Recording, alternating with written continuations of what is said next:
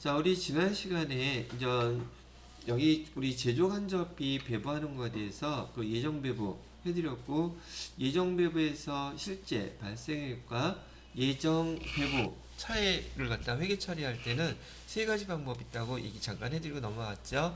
뭐 매출 원가 처리법, 그다음에 안분 비례법, 영업외 손익 처리법, 이 세 가지가 있다고 알아두시면 되겠고, 자, 지금부터는 우리 종합원가 계산에 대한 설명을 해드리고자 한답니다. 자, 종합원가 계산을 할 때는요, 종합원가 계산에 대해서 뭐 아까 설명해드렸던 그걸 먼저 한번 볼까요? 종합원가 계산이 어디 갔었지?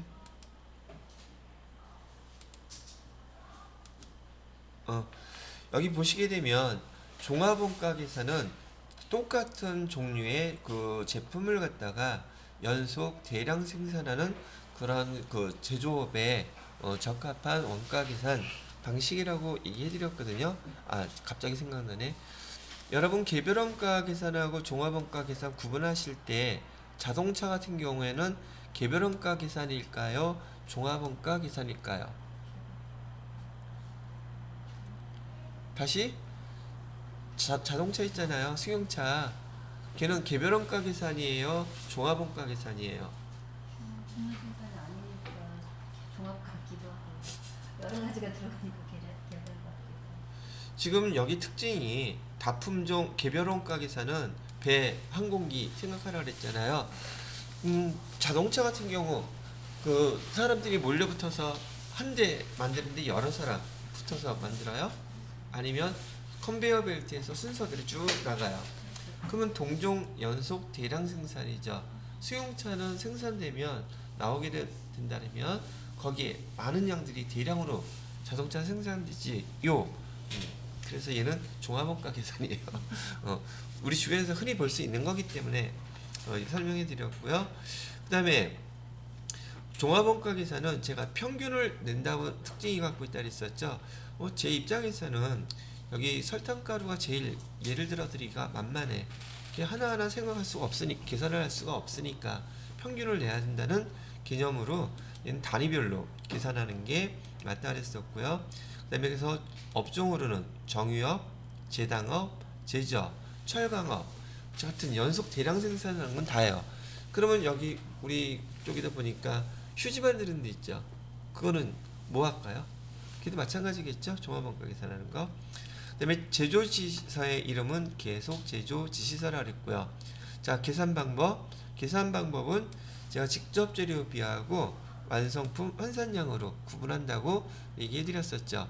이제 많이 사용할 거니까 보시면 되겠고, 개별원가 계산에서의 핵심 과제는 제조간접비 배부하는 거 열심히 여지껏 해봤죠. 그 다음에 종합원가 계산에는 여기 완성품 환산량 계산을 하게 된답니다. 자, 그러면 이제부터 이 종합원가 계산에 대한 설명을 해보도록 하겠습니다.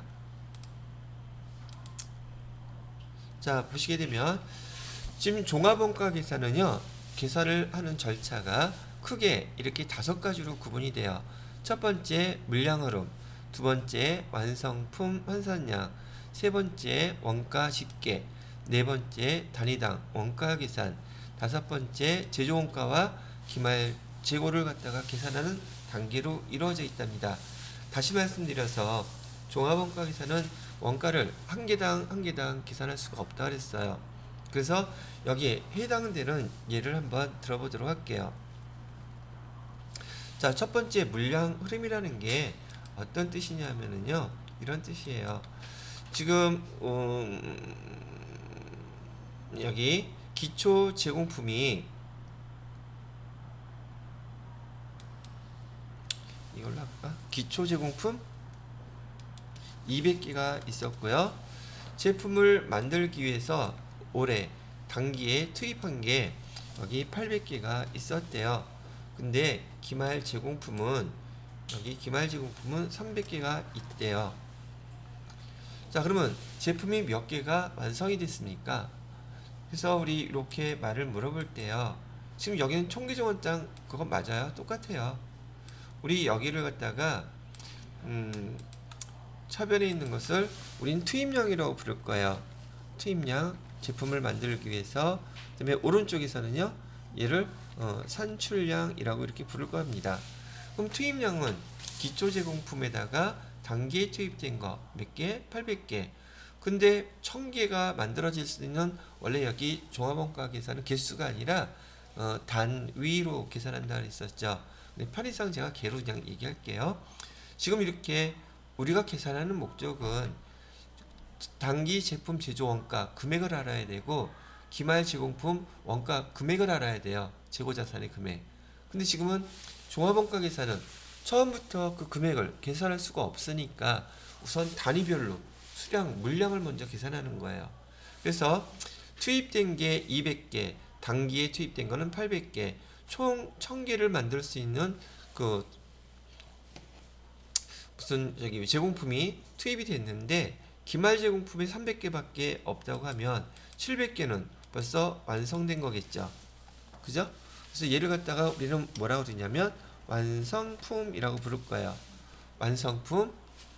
그래서 지금 여기 물량의 흐름이라는 첫 번째 단계는 이렇게 물량이 들어가고 차변과 대변의 합계 금액을 맞춰주는 거, 수량을 맞춰주는 걸 물량 흐름이라고 그래요. 그럼 물량 흐름은 하나도 어려운 내용이 아니겠네요. 그죠? 그래서 이게 첫 번째 물량 흐름이다 라는 거 설명을 해드렸고요. 그러면 여기서 또 하나 이런 경우가 있어요. 여기다가 용어 설명해 주는 거니까요.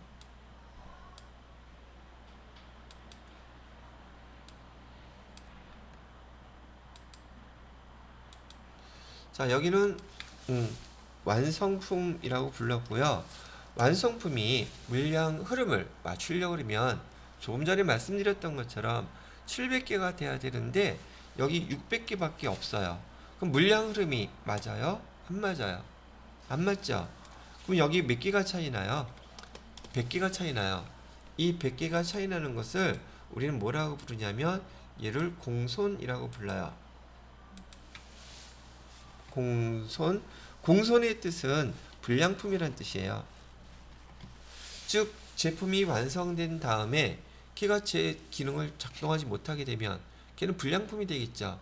그래서 불량품은 이렇게 완성품 중에서 물량 흐름을 맞추려고 하다 보니까 지금 차이 나는 것 100개가 차이 난다. 100개가 차이 나는 걸 우리는 뭐라고 부른다고요? 공손이라고 부르고, 이 공손은 무슨 뜻이라고요? 불량품의 개수란 뜻이에요. 근데 이 공손은요, 또 공손은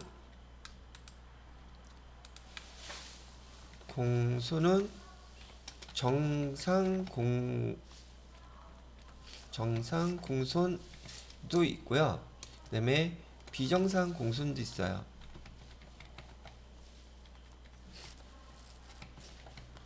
자, 정상 공손이라고 얘기하는 것은 우리가 장사하다 보니까 제품을 만들 때 완성품 중에서 몇 개 정도는 100개 정도, 예를 들어서 100개 정도는, 아니면 50개만 할까, 반땡으로 50개 정도는 불량품이 발생할 수 있다, 예상 범위 내에 있으면 얘를 정상 공손이라고 불러요. 근데 보통 50개 정도는 차이가 날 수 있는데 100개가 차이 났다면 50개는 예상 안에 있죠. 그럼 얘는 팔린 거로 봐요. 매출원가로. 근데 50개는 더 많이 났죠. 그럼 얘는 비정상이라 해서 이 50개에 대해서는 영업 외 비용으로 처리합니다. 그래서 정상 공손이다 얘기하는 것은 우리 예측 범위 안에 있는 것들, 당연히 그 정도 생길 수 있다는 범위 안에 있는 것들이고, 회계 처리할 때 정상 공손에 대해서는 매출원가, 즉 팔린 것으로 계산하고요. 비정상 공손인 경우에는 뭘로? 얘는 영업 외 비용으로 처리한다. 요것도 미리 한번 공손이라는 용어 설명해 드리면서 회계 처리까지 같이 알려드린 거예요. 정상 공손은 매출 원가 처리한다. 비정상 공손은 뭐 처리한다? 영업 외 비용으로 처리한다.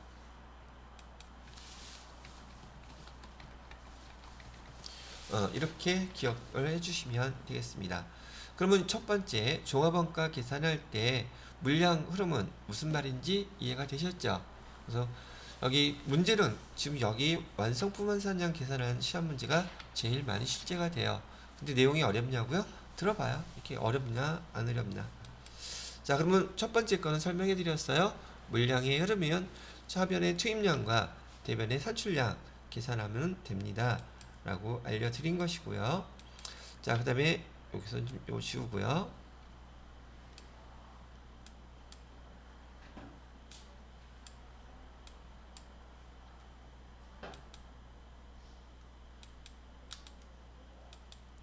자, 완성품은 지금 몇 개가 완성됐다고 그랬었냐면 700개 이렇게 됐으면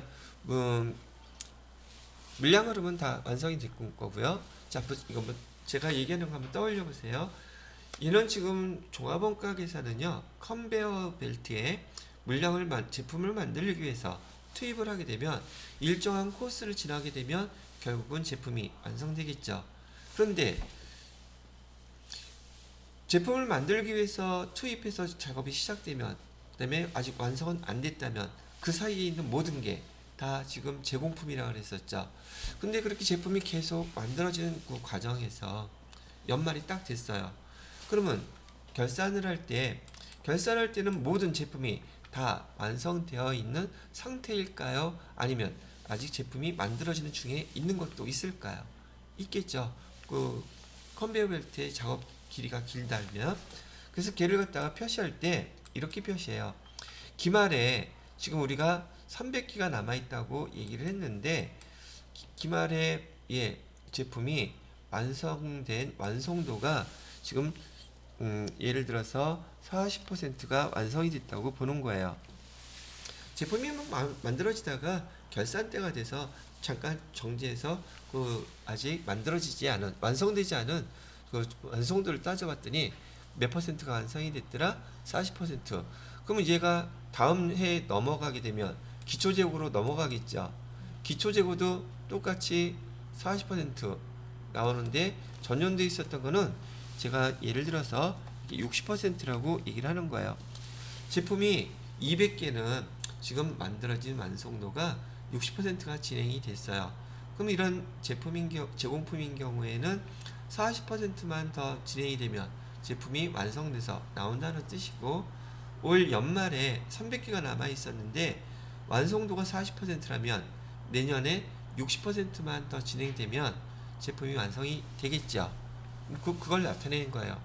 자, 이걸 왜 써놨느냐 하면, 지금 여러분이 제품을 만들 때 보면은요, 직접 재료비 같은 경우에는, 직접 재료는 컨베어 벨트에 우리가 제품을 만들면서 컨베어 벨트가 이렇게 길게 있다고 치면, 초기에 여기 공정 초기에 전량을 다 집어넣을 수 있단 말이죠.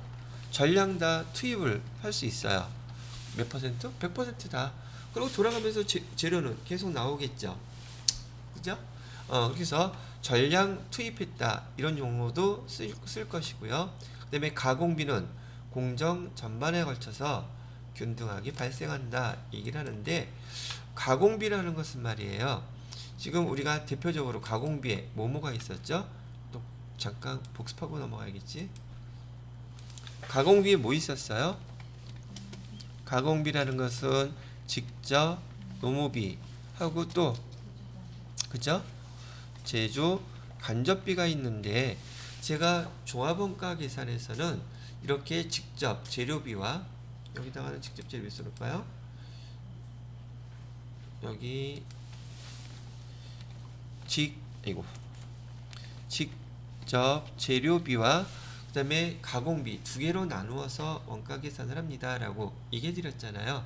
여기서 보는 것처럼. 그러면 여기 세 개가 다 있는 건 마찬가지인데, 왜 이렇게 종합원가 계산에서는 가공비하고 여기 직접 재료비 두 개로 나누는 이유가 뭐냐는 거예요. 나누는 이유, 왜 이걸 두 개 나눠서 계산하게 되느냐면, 얘는 투입 시점이 서로 다르기 때문에 이 두 개로 나눈 거예요. 가공비와 투입 시점 때문에 여기 직접 재료비를 나눴단 말이죠. 투입 시점을 구분을 해서 직접 재료비와 가공비로 나눈다. 왜? 여기 보시게 되면은 지금 여기 직접 재료비는 공정 초기에 전량 투입이 가능하다 그랬죠. 그러나 가공비라는 것은 직접 노무비하고 제조 간접비인데 얘네들은 컨베이어 벨트가 이렇게 미리 설치가 되어 있다면 사람들이요 생산직 직원들이 여기에 왕창 다 몰려 있겠어요? 공정 초기에 여기 다 몰려 있겠어요? 아니면 부분 이렇게 배치가 돼 있겠어요? 다 배치가 돼 있을 거 아니에요? 그죠? 그래서 여기에 지금 있는 사람도 있을 것이고 여기에서 감독하는 사람도 있을 것이고 여기서 생산하는 사람도 있을 것이고 사람들이 여기에 서 있다 보면 이 사람들한테 주는 월급은 우리 직접 농업이잖아요. 그 다음에 기계들 돌아가는 거 지금 항상 여기서 작업될 거 미리 땡겨서 한꺼번에 작업할 수가 없단 말이죠. 모든 제품을 만들 때에는 반드시 처음부터 이 과정을 다 거쳐야지만이 완성품의 제품이 완성이 돼요. 그러면 직접 재료비는 공정 초기에 100% 투입이 가능하지만 가공비는 이 절차를 지나가지 않으면 원가가 발생하지 않는다는 얘기죠. 예를 들어서 여기 지금 40% 지점이에요. 지금은 40%까지 제공품이 완성이 됐다면 지금 원가는 40%만 발생하겠지 뒤에 건 발생하면 안 되겠죠. 제품이 여기 오다가 딱 멈췄다면 그죠? 그리고 모든 제품은 완성이 되려면 이 과정 다 거쳐야 되겠죠. 그러면 모든 제품이 완성되기 위해서는 이 가공비는 공정 전반에 걸쳐서 똑같이 발생하겠죠. 첫 번째 완성된 제품의 가공비나 두 번째 완성된 제품의 가공비는 똑같을 수밖에 없잖아요. 왜? 이 컨베이어 벨트 처음부터 끝까지 다 진행이 돼야지 제품이 완성이 될 테니까 중간에 갑자기 끼어들어가서 제품이 완성될 수 있어요, 없어요? 당연히 없겠죠. 그래서 지금 여러분들이 이제 종합원가 계산에서 사용할 용어 중에서 좀 중요한 용어가 바로 이거예요. 직접 재료비는 공정 초기에 전량 투입되고 가공비는 공정 전반에 걸쳐서 균등하게 발생된다 얘기하면 직접 재료비 같은 경우는 완성도를 따지지 않아요. 왜? 공정 초기 벌써 100%다 투입됐으니까 얘는 무조건 100%다 완성됐다고 보는 것이고요. 가공비는 진행되는 정도에 따라서만 계산을 해야 되기 때문에 여기 가공비는 완성도를 우리가 계산을 해야 된다고 얘기하는 거예요. 그럼 계산한다는 게 무슨 뜻이에요? 자, 두 번째 관전 여기 우리 원가 계산 종합원가 계산에서는 완성품 환산량 계산하는 게 중요하다 그랬죠. 완성품 환산량은 어떻게 계산하느냐면요. 지금 여기 완성품이 있죠. 완성품 700개. 그다음에 여기 기말재고에 몇 개 있어요? 300개 있죠. 300개가 있는데 직접 재료비 같은 경우는 완성도 제가 안 따진다 그랬죠. 다시 저기 뭐죠? 직접 재료비인 경우에는 공정 초기에 100%가 다 투입됐기 때문에 완성도 따질 필요 없다 그랬잖아요. 그럼 여기 제공품 계정에서요. 완성품하고 여기 기말 재고 남아있는 거 있죠? 요걸 두 개를 다 더하는 게 얘가 완성품 환산량이에요. 그럼 여기다가 몇 개를 직접 재료비는 몇 개라고 쓰면 돼요? 1000개라고 쓰시면 돼요. 그 다음에 가공비는 문제에서 공정 전반에 걸쳐 균등하게 발생한다고 이렇게 주면 얘는 완성도 사용하라는 뜻으로서 완성품은 직접 재료비의 완성품 환산량을 계산할 때나 가공비의 완성품 환산량 계산할 때 완성품은 무조건 들어가야 돼요. 왜? 완성됐으니까. 그런데 문제 용어가 뭐예요? 완성품 환산량이잖아요. 완성품은 환산하는 게 아니에요. 얘는 완성된 거니까. 환산하는 건 뭘 환산하는 거겠어요? 바로 기말제공품을 환산하는 거예요. 몇 개가 완성된 걸로 보자. 요걸 환산한다는 얘기죠. 300개가 40% 완성됐다면 3, 4, 12, 120개를 완성된 걸로 보자고 얘기를 하는 거죠. 몇 개가 완성된 걸로 보자고요? 120개. 300개 중에 300개가 40% 완성됐다면 환산을 해보는 거예요. 실제로는 완성 안 됐어요. 근데 환산을 하는 거야. 그래서 몇 개가 완성된 걸로 보자? 120개가. 그러면 완성품에다가 기말 재고 120개를 더하면 몇 개가 되겠어요? 820개가 되겠죠. 얘가 바로 가공비의 완성품 환산량이에요. 따지고 보니까 되게 쉽네요. 뭐 제가 언제 어렵다 그랬어요? 근데 용어가 어려워. 상황을 이해하고. 자, 그래서 다시 봐요. 우리가 종합원가 계산할 때 두 번째 이슈가 뭐냐 하면 물량 흐름이 끝났다 그러면 두 번째 완성품 환산량 계산해야 되거든요. 그럼 여기 제공품 계정에서 여기 지금 산출량으로 나와 있는 거 있죠? 걔를 완성품과 기말 재고로 이렇게 나눌 거예요. 그래서 얘는 두 개 더하기만 하는 걸 우리는 평균법이라고 불러요. 어디 것만 계산하는 거? 여기 산출량만 계산하는 거예요. 그래서 직접 재료비는 문제에서 직접 재료비 공정 초기에 100% 전량 투입에 따르면 완성도 이거 따지지 않으니까 두 개 더하기만 하면 돼요. 그럼 완성품 환산량 몇 개? 1000개. 가공비는요. 완성 여기 공정 전반에 걸쳐서 균등하게 발생한다는 말이 나와 있으면 이 완성도 계산하시라고요. 그럼 몇 개가 돼요? 환산하니까 120개죠.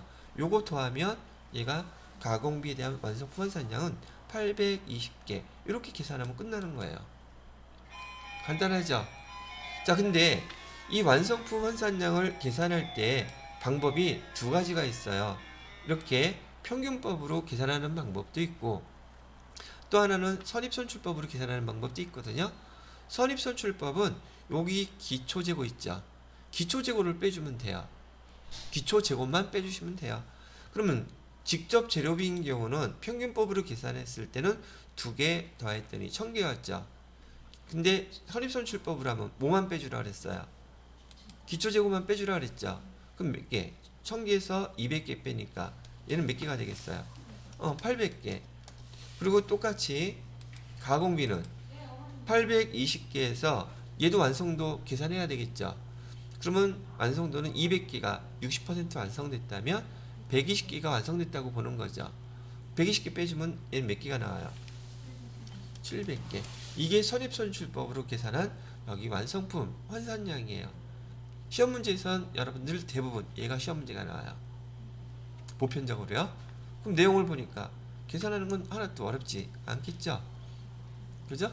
자, 근데 얘도 한번 연습을 해야 되는지라 일단 설명은 여기까지 해놓고 10분 쉬었다가 문제 풀어보고 또 정리를 해드리도록 하겠습니다. 자, 그래서 지금 평균법으로 선입선출법으로 여기 완성품 환산량 여기 종합원가 계산에서는 완성품 환산량 계산하는 거 상당히 중요하다 그랬었죠. 개별원가 계산에서는 제조간접비 배부하는 게 핵심 과제. 그다음에 종합원가 계산에서는 이 완성품 환산량 계산하는 것이 핵심 과제이고 요 용어는 종합원가 계산에서 사용되는 용어들이라는 얘기를 해드리는 거예요. 자, 이번에는 제 얘기 잘 들어보세요. 지금 여기 완성품 환산량을 계산하는데 반드시 직접 재료비나 가공비에 대한 얘기를 문제에서 이렇게 설명해 주는 요것 때문에 이렇게 환산량을 구할 수 있는 것이거든요. 자, 문제를 좀 바꿔볼게요. 직접 재료비가 공정 초기에 전량 100% 투입된 게 아니라 똑같이 여기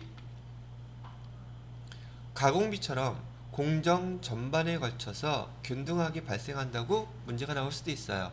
그러면 직접 재료비도 가공비도 공정 전반에 걸쳐서 균등하게 발생한다 그러면 여기 완성품 환산량 개수는 가공비처럼 똑같이 계산이 되겠죠. 나눌 필요가 있다 없다? 이때는 없어지는 거예요. 이해가 되셨나요? 자, 그럼 또 다르게 이렇게도 물어보겠죠. 지금 직접 재료비는 공정 초기가 아니라 공정 초기에 투입되는 것이 아니라 완성도가 50%일 때 투입된다고 시험 문제가 나왔어요. 그러면 직접 재료비는 공정이 50% 진행됐을 때 투입이 되니까 지금 여기 보시게 되면 완성도가 몇 %예요? 여기 완성도가 지금 40%죠. 그럼 여기에는 직접 재료비가 들어가 있을까? 안 들어가 있을까? 당연히 안 들어가 있겠죠. 그랬을 때 평균법으로 완성품 환산량은 몇 개가 되겠습니까? 라고 물어보면 요거밖에 없는 거예요. 왜? 여기에는 직접 재료비가 안 들어갔으니까. 그럼 여긴 몇 개로 써야지 돼요? 700개라고 써야 돼요. 얘는 200개 빼줘야 되겠죠. 선입선출법으로 하면 200개 빼줘야 되고. 왜? 얘는 60%잖아요. 그럼 요 문장에서 들어가는 용어들이 되게 중요하다는 거 이해하시겠죠? 시험 문제에서 종합원가 계산할 때 반드시 얘 알려줍니다. 얘를 갖다가 잘 받으시고, 뭐 그렇다고 해서 이렇게 난이도가 높거나 어려운 건 아니에요. 계산할 때는. 자, 그렇다면 제 말을 이해했는지 안 했는지 지금부터 또 한 번 더 연습을 해보겠습니다. 연습할 거 내용은 이 옆에 보시게 되면 제가 또 하나 지금 써놨죠. 자, 봐요.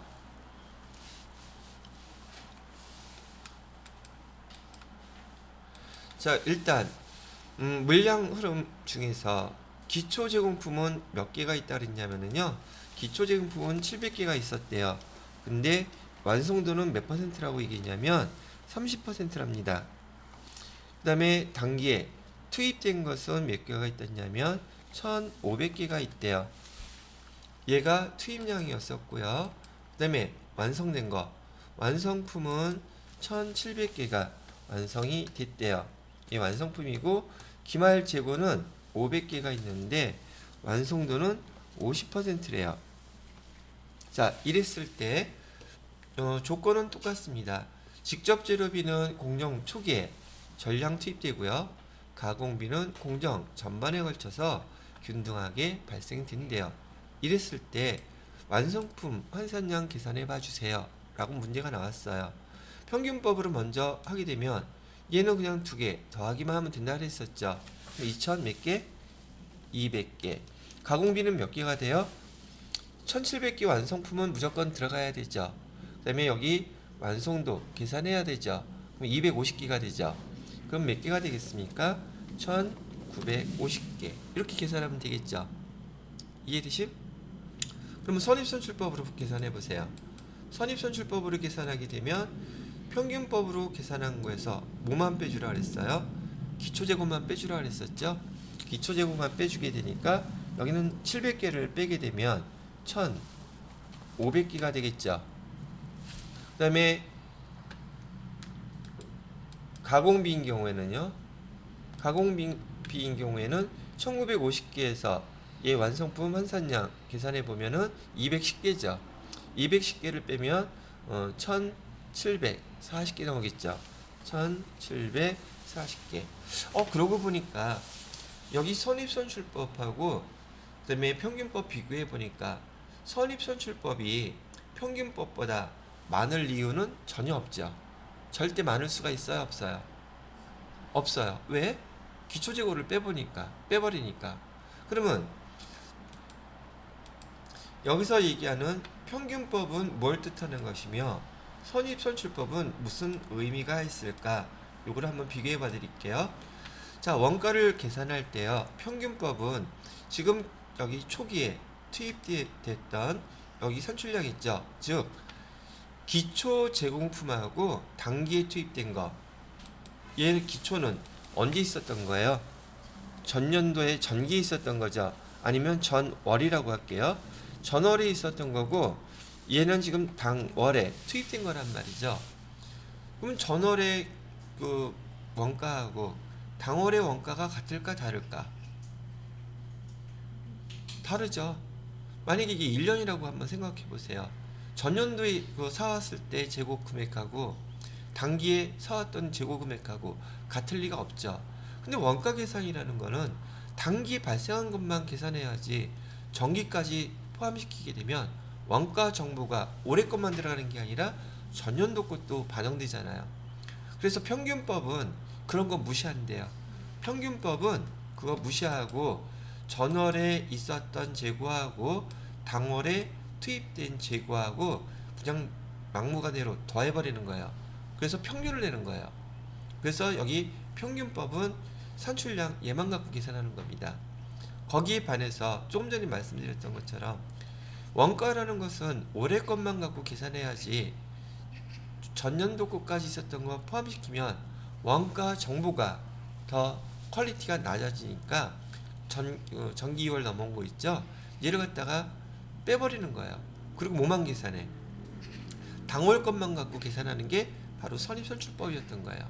그럼 원가 정보는 평균법이 정확하겠습니까? 선입선출법이 정확하겠습니까? 당연히 선입선출법이 더 정확하겠죠. 그럼 계산 과정은 평균법이 간편하겠습니까? 선입선출법이 간편하겠습니까? 평균법. 아니, 얘 한 번 더 계산해야 되잖아, 여기까지. 그죠? 그래서 이게 여러분이 여기 종합원가 계산에서 제일 많이 비교돼서 나오는 문제는 개별 원가 계산과 종합원가 계산이고, 두 번째는 종합원가 계산에서 평균법과 선입선출법의 비교 문제를 내는 게 두 번째예요. 그리고 계산 문제가 나온다면 주로 얘가 지금 나오게 된다는 얘기고요. 이해가 되셨어요? 자, 그래서 지금 여러분이 계산하는 이 파트에서 지금 종합원가 계산 절차, 얘도 간혹 시험 문제 나와요.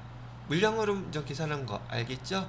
종합원가에서 두 번째 완성품 환산량 계산하는 것도 알겠죠? 근데 여러분들한테는 지금 세무 2급까지 공부를 하셔야 될 거기 때문에 우리가 종합원가 계산에서 그 원가를 계산한다면 단기 제품 제조 원가하고 기말 재고 금액이 얼마인지 금액으로 알아야지 이렇게 수량으로 알면 재무제표에 반영할 수가 있겠어요? 없겠어요? 없죠. 그래서 일단 처음부터 끝까지 종합원가 계산을 통해서 계산하는 방법을 다 한번 설명해 드리려고 해요. 지금 설명해 드린 요 내용까지가 전산회계 1급에서 나올 수 있는 시험 문제 다예요. 그 다음에 내용도 전부 다고요. 그럼 그 다음 단계는 뭐 해야 된다고 나와 있어요? 원가 집계 해야 되고요. 원가 집계 할 때는 얘도 원가 집계 할 때는요, 똑같이 직접 재료비하고 가공비를 집계하라는 뜻이에요. 그 다음에 단위당 원가 계산하라는 것은 여기 원가 집계 문제는요, 원가가 얼마라고 다 알려줘요. 여러분들한테 계산하라고 하지 않아요. 그 다음에 단위당 원가 계산은 여기에 원가 집계된 그 금액을 여기 완성품 환산량 계산해놨죠. 요 개수로 나누어지면 완성품 환산량 하나당 얼마가 나올 거예요. 그거 계산하는 걸 얘기하는 거예요. 그런 다음에 완성품과 기말 재고에다가 갖다 곱해주기만 하면 금액이 나오게 되는데, 얘도 말만 들으면 뭔지 하나도 못 알아들어요. 그래서 계산 문제를 통해서 똑같이 설명을 해봐 드리도록 하겠습니다. 자, 여기 밑에 보시게 되면 물량 자료, 그다음에 원가 자료 나와 있는 거 보이시죠? 여기서부터는 건세무 2급 수준이라고 보시면 돼요.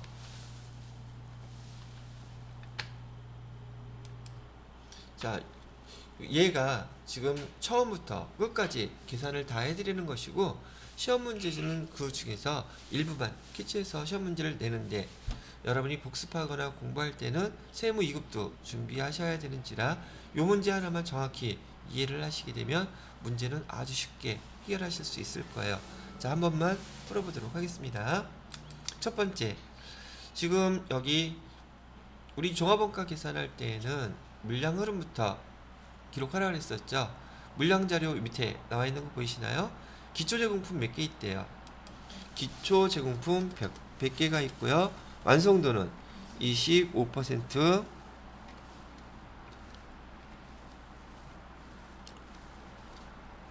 아이고. 자, 그 다음에 단기 착수량은 몇 개래요? 단기 착수량은 400개. 완성품은 몇 개라고 나와 있어요? 300개. 기말 재고는 몇 개예요? 200개. 그러면 뭐는 완성 끝났어요? 물량 흐름은 끝났죠? 완성도는 50%라고 이렇게 되어 있으니까요. 됐죠? 자, 그러면 저 금방 이해하셨다면 평균법으로 여기 완성품 환산량 계산해 보세요. 말씀드렸던 대로 기본적으로는 재료비는 공정 초기에 100% 다 투입되고요.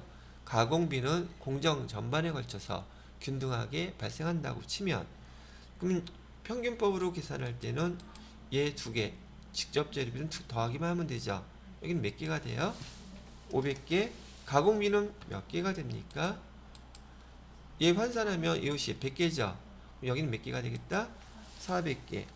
얘 선입선출법으로 하게 되면 500개에서 100개 빼주니까 선입선출법을 하면 여기 몇 개가 나와요? 400개 나오고 여기 25개니까 25개 빼면 가공비의 완성품 환산량은 몇 개가 나옵니까? 375개. 여기까지는 이제 금방 이해하시고 금방 쓸 수 있겠죠. 그죠? 그러면 아까 말씀드렸던 대로 물량의 흐름과 완성품 환산량 두 가지 다 해보신 거예요. 세 번째 뭐 하는 거예요? 원가 집계하라고 되어 있죠. 원가에 대한 자료는 밑에 나와 있는 거 보이시나요? 여기 기초 제공품에도 직접 재료비도 있고 가공비도 있겠죠. 단기에 투입된 이 물량에도 직접 재료비도 있고 가공비도 있겠죠. 그거 그냥 갖다 써주기만 하면 돼요. 그러면 여기 기초에 여기 직접 재료비 가공비 문제에서 주어지고 있죠. 자, 기초 제공품에 재료비는 얼마라고 나와 있어요? 가공비는 얼마라고 나와 있어요? 1,000원. 그럼 여기 5,000원. 그 다음에 가공비는 1,000원. 이렇게 가르쳐주고 있죠. 투입된 건 얼마래요? 단기 발생 원가는 직접 재료비는 얼마? 16,000원. 가공비는요? 지금 제가 여기서 쓰는 것들은 제가 계산한 게 아니라 문제에서 이렇게 주어지고 있죠. 됐나요? 자, 이런 경우에 지금 평균법인 경우는 지금 이 금액을 갖다가 나눌 필요가 있다고 그랬어요? 없다 그랬어요? 그냥 기초하고 단계에 투입된 거 그냥 더한다 그랬죠. 그러면 직접 재료비 요 두 개 다 더하면 얼마가 나와요?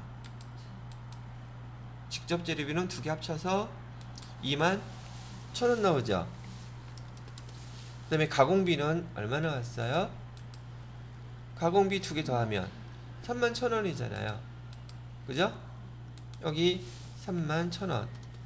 그러면 원가 집계가 다 끝났어요. 직접 재료비는 원가 투입된 거하고 기초 제공품 다 합쳐서 얼마래요? 21,000원? 가공비는 얼마예요? 제가 지금 별거 한 거 아무것도 없어요. 주어진 자료만 이렇게 쓴 거예요. 얘가 바로 원가 집계 단계예요. 되셨나요? 집계가 됐는데 그렇다면 지금 여기 단위당 원가 계산이란 용어가 나오죠. 이 단위당 원가 계산이라는 것은 완성품 환산량 한 단위당 얼마냐는 걸 물어보는 거예요.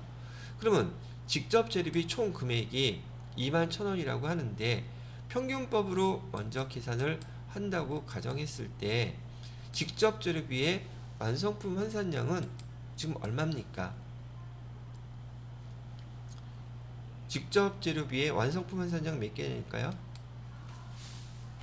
여기 500개라고 나와 있잖아요. 계산했잖아. 즉 완성품 환산량으로 금액을 나눠주는 거예요. 그럼 여기 금액은 500개로 나누어지니까 완성품 환산량 한 개당 얼마라고 지금 계산이 돼요? 21,000원 나누기 500 하니까 42원 나오죠. 완성품 환산량 한 개당 직접 재료비는 얼마다? 42원이다. 가공비도 똑같은 방법으로 계산합니다. 가공비도 금액은 31,000원인데 완성품 환산량 계산한 거 몇 개예요? 400개죠? 그럼 얘는 한 단위당 얼마가 돼요? 31,000원 나누기 400 하니까 77.5원 나오죠? 그리고 77.5원 이렇게 나왔단 말이에요. 이렇게 계산하는 단계가 어떤 단계예요? 네 번째, 단위당 원가 계산. 완성품 환산량 한 단위당 직접 재료비는 42원, 그 다음에 가공비는 77.5원 이렇게 계산이 됐다는 얘기예요. 됐나요? 그러면 여기서 여기 네 번째 단계까지 계산을 해봤고요. 그럼 마지막 제조원가하고 기말제공품이 얼마인지를 계산해야지 돼요. 여기 완성품에도 직접 재료비가 있을 것이고 가공비가 있겠죠. 그럼 얘는 지금 몇 개가 완성이 됐어요? 완성품 몇 개냐는 거예요. 300개죠. 그럼 여기 직접 재료비 계산할 때는 완성품 300개 곱하기 지금 완성품 환산량 한 개당 얼마 계산하기로 했어요? 42원 계산하기로 했잖아요. 그러면은 계산되는 금액이 300개 곱하기 42원 하니까 금액이 얼마 나와요? 12,600원 이렇게 나오죠. 그 다음에 가공비는요. 가공비도 지금 계산할 때 이 완성품 얘는 지금 300개잖아요. 근데 한 단위당 금액을 얼마씩이라고 다 주어졌잖아. 그래서 완성품 여기 300개에다가 곱하기 얘는 가공비는 얼마씩 해주기로 했어요? 한 단위당 77.5원 이렇게 해주기로 했죠. 금액 계산해 보시게 되면 300개 곱하기 77.5원 하게 되면 23,250원 이 두 개 다 더하면 얼마 나와요? 12,600원 더하게 되면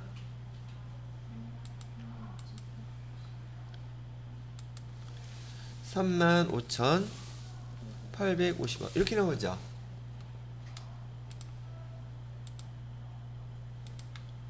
요거 두 개 더한 금액이 얘예요. 그러면 여기 지금 우리 제공품에서 지난번 우리 제공품 규정 배울 때 제공품 규정에서 얘는 뭐였었어요? 단기 제품 제조 원가였었죠. 종합 계산으로 해서 단기 제품 제조 원가 금액을 지금 계산한 거예요. 그래서 이 금액이 얼마로 계산됐어요, 지금? 35,850원이 금액으로 이제 계산이 끝났잖아요. 그게 제조원가 밑에서 맨 마지막 단계에 있는 제조원가를 지금 계산하신 거예요. 그럼 또 뭐도 해야지 돼요? 기말제공품도 해야 될 거 아니에요. 자, 기말제공품은 지금 여기 직접 재료는 몇 개예요? 200개라고 그랬잖아요. 기말제공품에서 기말제공품은 200개였었고 직접 재료비 한 개당 얼마씩 해주기로 했어요? 42원씩 해주기로 했죠. 그러면 200개 42원 하면 얼마예요? 8,400원이죠. 8,400원 이렇게 계산하시고요. 그 다음에 가공비는 완성품 환산량 계산해야 되죠. 몇 개예요? 200개 주면 안 돼요. 100개예요. 100개 곱하기 얘는 얼마씩 해주기로 했어요? 77.5원. 그럼 금액은 얼마로 계산됩니까? 7,750원 나오겠죠. 7,750원. 이 두 개 다 합치면 얼마예요? 16,150원이죠. 그래서 여기 나온 금액이 16,150원. 똑같이 요 두 개 합친 금액이 얘예요. 16,150원. 그러면 기말 재고 금액은 여기에 얼마로 계산됐다? 16,150원 계산됐다. 그럼 우리가 목표로 했던 제조 원가의 그 원화 금액과 기말 재고 금액의 금액 다 계산이 됐죠. 이렇게 계산하는 것을 우리 뭐라고 부른다? 종합 원가 계산이라고 부른다는 얘기예요. 아까도 말씀드렸던 것처럼 여러분들한테 출제되는 회계 1급에서의 시험 문제는 대부분 여기까지고요. 세무 2급에서는 여기 밑에 계산하라고 시험 문제를 내는데 주로 가공비를 많이 내요. 왜냐하면 가공비를 내게 되면 여기 완성품 환산량이 달라지죠. 그리고 금액도 개수도 다 알려줘요. 그러면 내용만 이해하고 곱하기만 하면 돼. 근데 이 흐름을 한번 연습을 안 해놓으면 알 수가 없다는 얘기예요. 이해가 되셨어요? 자, 근데 지금 여기서는 제가 평균법으로 기초재고 여기 기초에 대한 제공품에 대한 금액 얘도 더했었고 그 다음에 단기 투입액 얘도 더해서 이렇게 계산을 했죠. 선입선출법은 뭐가 없다 그랬었어요? 기초재고 얘 없이 나머지 계산하는 방법은 똑같아요. 그럼 여기 금액이 직접 재료비 같은 경우 21,000원이 아니라 얼마가 되겠어요? 16,000원. 가공비는 얼마가 되겠어요? 31,000원이 아니라 30,000원. 그죠? 완성품 환산량은 뭘 사용해야 돼요? 얘를 사용해야 되겠죠? 얘. 그죠? 얘가 아니라 선입선출법일 때는 얘로 바꿔주시면 돼요. 금액은 21,000원이 아니라 여기 얼마? 16,000원. 그 다음에 가공비는 31,000원이 아니라 얼마? 여기 3만원만. 그러면 단위당 원가 계산되겠죠? 그쵸? 그 다음에 계산하는 방법은 똑같습니다. 이해되셨어요? 자, 이렇게까지 해서 지금 우리 원가 계산을 하는 그 종합원가 계산 절차까지 설명을 쭉 다 해드렸어요. 여기가 세무 2급 때 그때 했으니까 이거 안 할게요. 넘어갈까? 또 해야 될까? 그때 가면 또 다 까먹겠죠? 자, 그래서 요 계산하는 방법대로 이렇게 계산을 해보시라고 얘기해 드린 거고, 놔둘까요? 지워도 될까요? 지워도 돼? 왜? 아, 뭐 이거 보고 할 게 아니라 지금 직접 해올 거잖아. 나 이거 마무리 해야 돼. 자, 그리고 이제 얘를 마무리할 때 여러분들한테 조금 전에 시험 문제에서는 말로 물어보는 문제에서 평균법하고 선입선출법 비교한다 그랬었죠. 자, 평균법은 아까 기초제공품하고 단기 투입된 거 더하는 거라 그랬었죠. 그게 뭐 이거라 그랬잖아요. 여기 두 개 더하는 거. 그죠? 거기에 반해서 선입선출법은 기초재고 빼고 단기 것만 갖고 계산하는 게 선입선출법이라고 그랬었죠. 이거 설명해 드리는 거고요. 자, 기초제공품의 완성도. 기초제공품인 경우에 평균법은 기초하고 단기 투입되고 그냥 더해버리니까 완성도 따진다 안 따진다? 안 따져요. 그러나 선입선출법은 따져야 되죠. 그만큼만 빼야 되니까. 그다음에 완성품 환산량 계산할 때는 평균법은 아까 요 위에서 평균법은 여기 것만 그냥 계산했죠. 산출량만. 그죠? 근데 선입선출법은요. 여기에서 기초제공품 빼줬죠. 이제 그거 설명한 거예요. 그냥 글씨로 읽어보면 이게 되게 헷갈려요. 그런데 그림으로 기억하시면 아, 그런 내용이었었구나. 그 다음에 완성품 제조원가는 조금 전에 설명해 드렸던 거 다시 한번 계산을 천천히 해보시면 될 거고, 장단점은 평균법은 계산 간단하죠. 정보 효율성은 지금 정확도가 다소 떨어진다는 얘기고, 선입선출법은 계산이 복잡하죠. 한 번 더 계산하니까. 그러나 정보의 효율성은 더 높아진다 라고 얘기하는 것이랍니다. 자, 마지막으로 개별원가 계산하고 종합원가 계산하는 시트 이렇게 나타나 있는 거는 앞에서 미리 제가 설명해 놨죠. 왜? 중요한 거고 시험 문제 아주 출제가 많이 되니까요. 자, 그리고 교재 한번 잠깐 보고서 마무리할게요. 여러분들은 교재 164페이지에 보시게 되면 종합원가 계산의 의 지금 바로 읽어보셔야 되고요. 두 번째, 종합원가 계산의 절차 제가 설명해 드린 대로 요 순서가 시험 문제도 나올 수 있으니까요. 그 다음에 기말 제공품의 평가라고 되어 있는데 그 페이지만 읽어보시고, 그 다음에 165페이지에 평균법 거기 설명 나와 있는 거 있죠.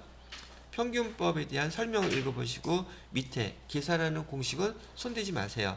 이거는 제가 알려드린 대로만 계산하세요. 선입선출법도 마찬가지로 내용만 두 줄 읽어보시고요. 밑에 계산하는 방법은 신경 쓰지 마세요. 왜요? 계산하는 방법이 되게 복잡해요.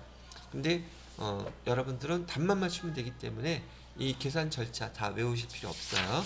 다음 페이지로 넘겨보시게 되면 4번에 완성품 제조 원가 계산하는 거 얘도 마찬가지로 조금 전에 계산했던 거 그 계산 문제 하나를 외우고 계시면 돼요. 그래서 순서.